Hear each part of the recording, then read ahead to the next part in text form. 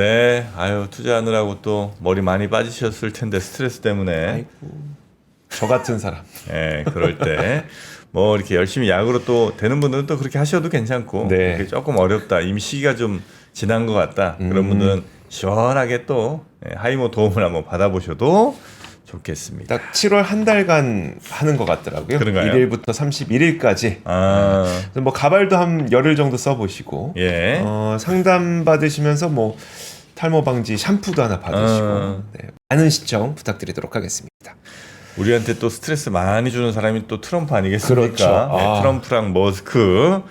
이 양반들이 또 뭐 새로 당을 만드네 어쩌고 하고 있는데, 미국과 우리나라는 지금 또 관세 협상, 네. 여기 지금 정말 며칠 안 남았습니다. 이것도 어떻게 돼가고 있는지, 우리 시장에 미치는 영향이 워낙 크다 보니까 연세대학교 봉영식 교수님 모시고 한번 이야기 여쭤보도록 하겠습니다. 네. 어서 오십시오. 어서 오세요. 안녕하십니까. 네, 반갑습니다.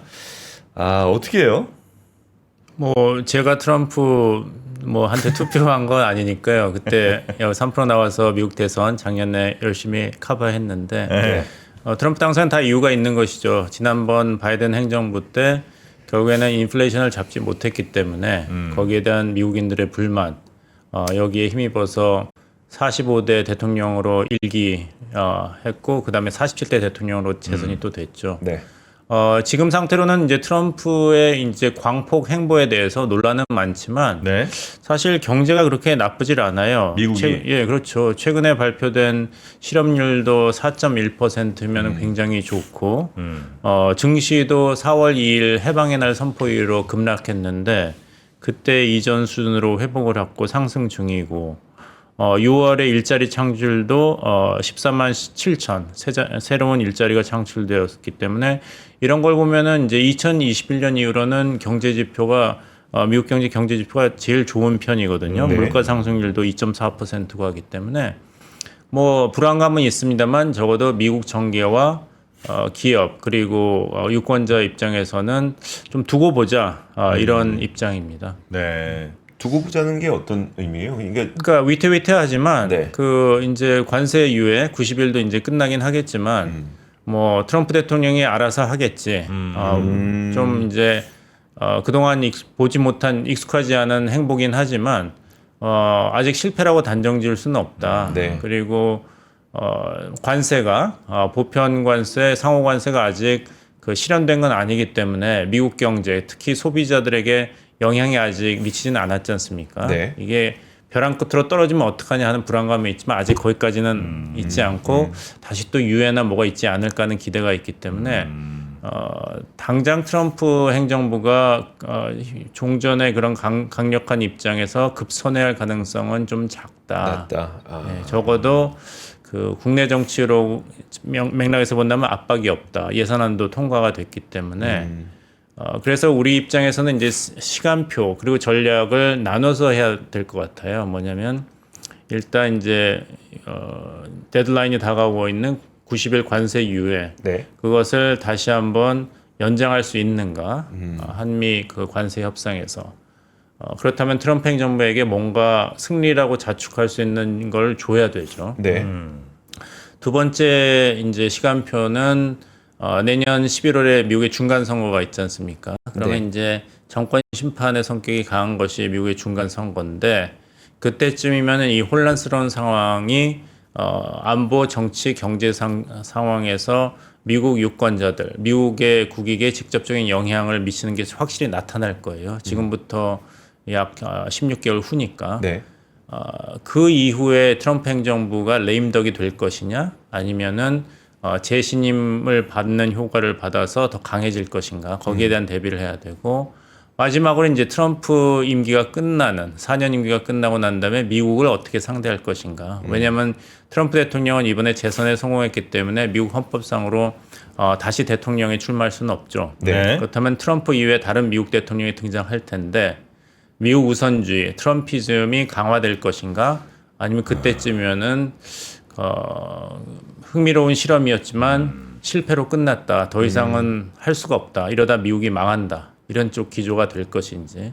그래서 우리 이제 통상교섭본부장과 위성락 그 안보실장이 미국에 있습니다만 이런 식으로 여러 가지 가능성을 열어놓고 1차적으로 어떻게 급한 불을 끌 것인가를 생각해야 될 것입니다. 저희는 아무래도 이제 경제 분야를 조금 더 봐야 되니까 그러면 우리가 그들에게 줄 수 있는 것 지금 이제 진짜 마감 시간 다가왔으니까 우리가 줄 수 있는 것 지금 정부에서 좀 그 테이블 위에 올려놓고 있는 것 제가 생각해 보는 건데 LNG 같은 거나 아니면 이런 것들을 생각할 수 있을 것 같거든요. 우리가 그리고 받아와야 되는 것 좀 이렇게 설명해 주실 수 있으세요? 뭐 예를 들어 입항 수수료 우리 빼주세요, 막 이런 거. 그렇죠. 아무래도 우리가 제일 급한 거는 이제 철강, 알루미늄 그리고 자동차 부품, 반도체 이거 아니겠습니까? 왜냐하면 작년 대미 수출 품목을 봐도 자동차 비중이 27.2%, 자동차 부품이 6.4%. 그러면 자동차에 관련된 것만 33.6%인데 대미 수출에서 그리고 반도체가 8.4%거든요. 그다음에 여기 그리고 철강, 알루미늄에 대해서 있기 때문에 여기에 관한 우리 기업의 대미 수출 이익을 얼마나 보호할 것인가 이것이 굉장히 핵심 숙제겠죠. 하지만 또 동시에 사회자님께서 지적하신 대로 미국한테 무엇을 주는 것이 타당한 것인가 했을 때는 아무래도 에너지입니다. 작년에도 에너지 수입이 대미 수입에서 30.3%였고 반도체 장비가 6.2%, 반도체가 4.5%, 항공기가 5.9%, 그다음에 육류가 4.2%. 그러니까 미국이 좋아할 우리가 양보할 분야라면은 에너지, 반도체, 항공기, 그다음에 농수산물과 육류인데 마지막 품목은 사실 정치적으로 일본의 경우도 쌀 시장 개방이 힘들지 않습니까? 육류 개방을 했을 때 미국 정계에서는 환영을 하겠지만 이것이 국내 정치 파장이 어떻게 될 것인가도 좀 우리가 섬세하게 고려해야 되고 마지막으로 이제 미국의 기업들이 그리고 하원 의원들이 트럼프 행정부에 요구하는 것은 우리 디지털 시장을 개방해라. 그래서 구글이라든지 이런 데서 구글 얼스 이런 것에 비관세 장벽이 없어야 된다. 근데 이것도 우리가 안보라든지 국내 기업과의 형평성 원칙에서는 무작정 다 미국이 원하는 것을 들어주기에는 좀 여러 가지 어려움이 있죠. 그래서 제가 개인적으로 생각하는 것은 이제 단기적으로 불을 끄는 게 중요하다. 우리가 트럼프 행정부가 꼭 집은 18개국 우선 협상 대상국 중에 하나이기 때문에 일찍 합의를 해서 얻을 수 있는 게 있다면 잡아야 합니다. 그러면 뭘 줘야 되냐? 트럼프 대통령의 성격을 봤을 때는 영국과의 관세 협상 타결같이 일단 트럼프 대통령이 트루스 소셜 미디어에 한국이 항복했다. 역시 나의 압박 외교가 큰 성공을 거두었다. 이제 다시 미국이 그레이트해졌다 이렇게 얘기할 수 있는 뭘 던져주는 것이죠. 그리고 나머지 자세한 것은 좀 더 시간을 가지고 실무진이 협의하도록 내가 허락을 했다. 이런 식으로 하는 거예요. 그러면 이제 사실상 유예 기간이 연장되는 거죠. 그래서 말씀하신 에너지 분야에서 우리가 문호를 개방한다, 수입을 늘린다든지 뭐 이런 것을 영어로 agreement in principle이라고 합니다. 지금 EU랑 미국과도 하는 거는 너무 서로가 안 맞으니까 일단 합의하기로 합의를 했다. 이런 원칙으로 이 정도만 하는 거예요. 그리고 트럼프 대통령이 그렇게 완전한 성공이라고 자랑하는 영국과 미국 간의 관세 합의도 사실 딱 3페이지예요. 그리고 미국의 상공부 재무부가 발표한 것도 아니고 미국 백악관 팩트시트 그냥 발표로 끝났고 그 안에는 만약에 영국이 이 합의를 위반했다는 증거가 발견될 시에는 미국 대통령 나 자신이 50% 추가 관세를 부과할 권리를 유지한다. 근데 이걸 그럼 위반했다고 주장했는데 이 3장 안에 없는데요? 아니 그러니까 그 영국이 합의를 위반했다고 결정할 수 있는 권리가 오롯이 트럼프 대통령한테 있는 거예요. 황제를 생각하시면 됩니다. 좀 더 스케일 작게 얘기하는 고을 원님이 너 죄 있다 없다를 그냥 결정해 버리는 거예요. 하지만 그렇게 해서 영국은 일단 한번 불을 껐거든요. 그리고 트럼프 대통령은 자꾸 영국과의 그런 관세 협상을 성공 케이스로 제시하면서 일본, 한국 그리고 EU를 압박하는 것이죠.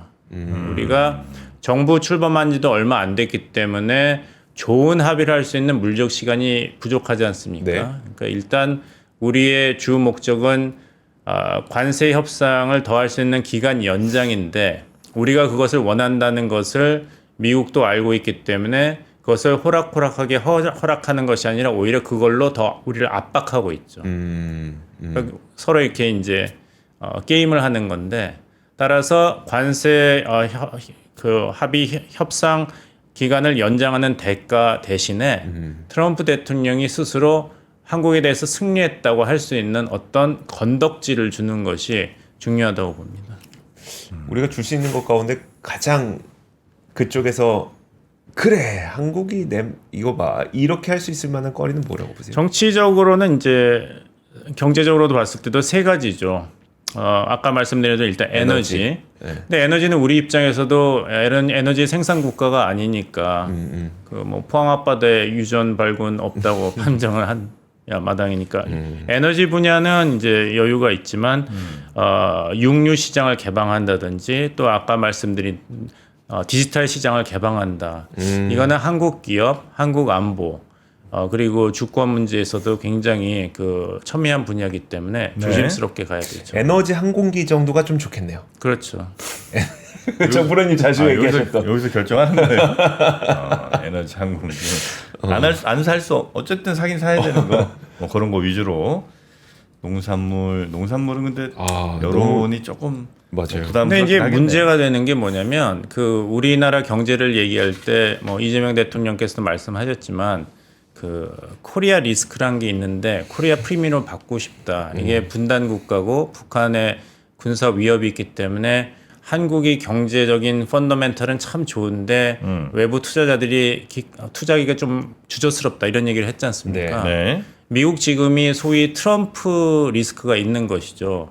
이 완전히 황제기 때문에 어느 날 해서 아니야, 뭐 영국은 더 때려, 뭐 한국은 봐줘 이런 식으로 하기 때문에 협상을 어떻게 해야 될지 모르는 거예요. 그러니까 이제 미국을 상대하는 것이 아니라 트럼프라는 개인의 그런 개인의 생각에 따라서 좌지우지가 되기 때문에 네. 미국의 외교, 안보 그리고 경제가 뭘 어떻게 합의를 해야 될지 모르는 거예요. 그리고 합의를 한다 그래도 그것이 얼마나 지속될지. 트럼프 대통령이 변심을 하고 나면은 판을 뒤집어 엎고 또 다른 이유를 대서 또 어떤 폭탄을 날릴지 모르기 때문에 합의를 하면은 좀 이렇게 그 투명성, 지속성이 있어야 되지 않습니까? 네. 그것이 없다는 것, 그것이 트럼프 행정부 하에서는 미국이 없다는 것이 미국 경제에는 큰 리스크죠. 알겠습니다. 뭐 우리나라와 미국의 그 통상 관련해서도 뭐 또 궁금한 게 많긴 합니다만 네. 워낙 이제 미국 내에서 터지는 문제들이 좀 있어서 그것도 한번 좀 여쭤보고 싶은 게 일단 머스크가 미국 땅 창당한다고 하잖아요. 예. 그 가능은 해요? 가능은 하죠. 뭐 돈 있고 사람 있으면 창당 우리나라에서도 하고 미국도 하고 다 하는 거죠. 예. 그렇게 가능했으면 왜 지금까지 양당이었었어요? 그래서 제3당 실험을 했는데 네. 그 별로 성공을 하지 않았습니다. 뭐 우리나라도 뭐 소수 정당 키워야 된다 하지만 그 여러 가지로 힘들지 않습니까? 그 기존 정당 체제가 워낙 뿌리가 깊기 때문에 제일 성공한 케이스가 제 기억으로는 1992년 민주당은 빌리 클린턴이 후보였고 네, 맞습니다. 공화당은 현직 대통령 아버지 부시가 네. 후보였는데 로스페로라는 네. 억만장자가 텍사스 억만장자가 제3의 당으로 출마를 했죠. 그래서 당도 나프타 만들었었나요 그때? 예. 아 그래요? 예. United We Stand 해가지고 만들었는데 그때 이제 핵심 공약이 나프타 반대였습니다. 나프타 하면은 미국의 공장과 일자리가 다 멕시코로 빠져간다. 네. 그 흡입하는 소리가 다 들린다. 쑥 하고 북미 자유 청소기처럼 협정. 예, 예. 네. 반대했거든요 로스페로가. 네네네. 근데 몇십 년 지나고 나니까 그게 해안이었다는 거 사실이라는 게 증명이 됐죠. 트럼프 대통령이 그거 가지고 2016년에 빌 클린턴 대통령의 부인인 민주당 후보 힐러리 클린턴 예. 후보를 공격할 때 그걸 사용했거든요. 당신 남편이 미국의 일자리를 망쳤다, 미국 경제를 망쳤다, 책임져라 그렇게 공약을 했었죠. 예. 근데 로스페로가 이제 미국은 간접 선거니까요. 그 선거인단을 확보해야 되는데 선거인단은 한 명도 확보는 못했어요. 538명 중에. 하지만 그 절대 득표는 5명 중에 1명, 19%를 득표했습니다. 그것이 가장 성공한 케이스였는데 미국도 양당 제도의 그 벽이 높다 보니까 그 소수 정당 그런 대선 후보가 뭐 랄프 나이더라든지 2000년에 이렇게 나오긴 하는데 그렇게까지 그 큰 임팩트는 없었죠. 네, 사실 앨런 머스크는 개인적인 이렇게 복수심이나 이런 게 있는 것 같아요. 왜냐하면 지난번 대선 때 그 트럼프 공화당 후보에게 가장 많은 선거 자금을 지원한 사람이 일론 머스크 머스크죠. 아니겠습니까? 네, 네. 통계를 보면은 2.8억 달러를 네. 지원했다고 해요. 어마어마한 숫자인데 네. 사실은 그 일론 머스크의 자산이 4천억 달러이기 때문에 2.8억 불, 3억 달러를 트럼프한테 지원했다 하더라도 자기 자산의 0.7%가 아니라 0.07%를 투자한 겁니다. 저도 그 정도는 할 수 있어요. 저도 있으면. 네, 그렇죠. 말도 쉽게 하시네. 0.07%. 0.07%는 할 수 있죠. 네. 아니 근데 그렇다고 해서 내가 지금 이제 당을 창당한다는 게 굉장히 리스키하긴 하잖아요. 왜냐하면 뻔히 그 트럼프가 지금 뭐 이렇게 가만두지 않을 것 같은 느낌도 좀 있고. 그렇습니다. 근데 이제 그런 얘기가 있죠. Too big to fail. 그러니까 한국도 그렇고 미국도 그렇고 기업이 너무너무 크면 미국 경제에서 차지하는 비중이 크면은 정부도 함부로 할 수가 없다. 네. 왜냐하면 경제가 넘어가면 정권도 넘어가지 않습니까? 그래서 우리도 과거에 재벌들이 자꾸 그 부동산 투자를 하고 은행에서 더 대출을 받고 몸을 불린 것이 정부가 함부로 할 수 없게 되는 것이죠. 그러면 한국 경제가 망하게 되니까요. 그러니까 일론 머스크도 그런데 지금 베팅을 하고 있는 것으로 보입니다. 그렇게 해서 물론 이제 당장 뭐 회사는 망하게는 못하겠지만 그 아직도 뭐 트럼프 한 뭐 2년 반 이상 이렇게 남은 것 같고 예. 그러면 그 갈등 상황이 꽤나 걱정될 수는 있잖아요.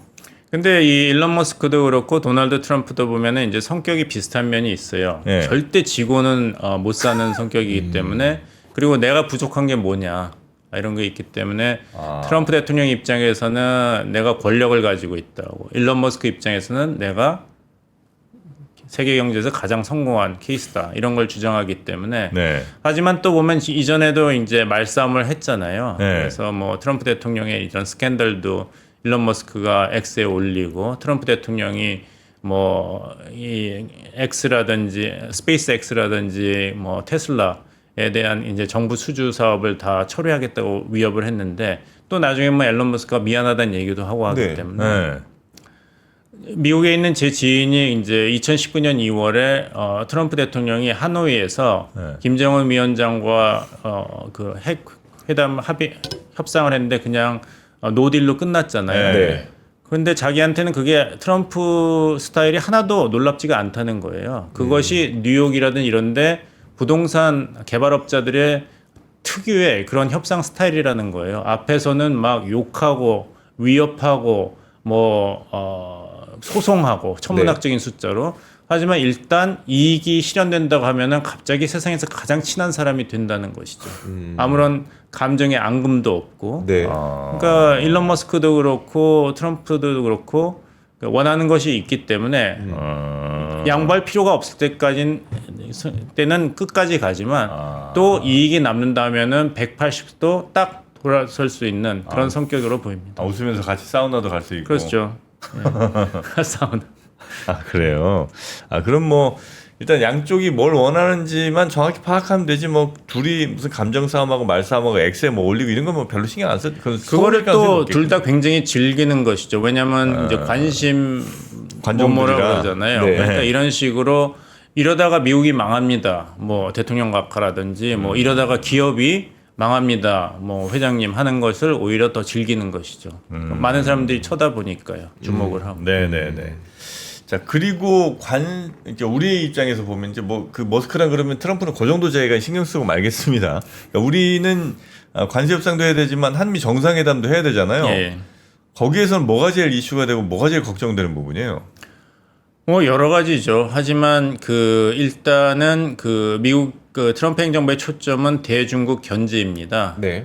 미국과 중국의 이런 경제 관계 독립 분리뿐만 아니라 대중국에 대한 안보 포위 전략인데 이걸 가지고 EU 그리고 일본, 한국 등 전통적인 협력 국가를 지금 압박을 하고 있죠.